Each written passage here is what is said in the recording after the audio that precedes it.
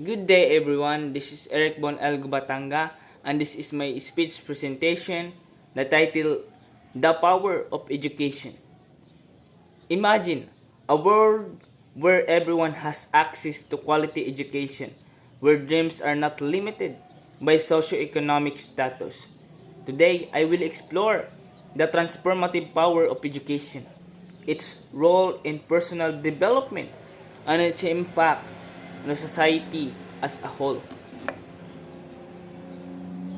Number one, the personal benefits of education.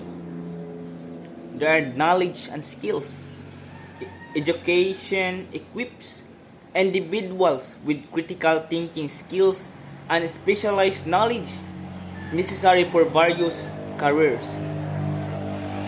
It fosters confidence and independence, allowing people to pursue their dreams and passion and make informed decisions. Number two, the societal impact of education. An educated workforce drives innovation and productivity, contributing to a stronger economy. Education is a powerful tool for reducing inequality, providing opportunities for marginalized communities. Number three, overcome barriers to education. There are barriers to education such as poverty, gender inequality, and lack of access in remote areas. The solution is highlight successful. There are programs and initiatives aiming at increasing access to education such as scholarships and online learning platforms. Education is not a personal asset.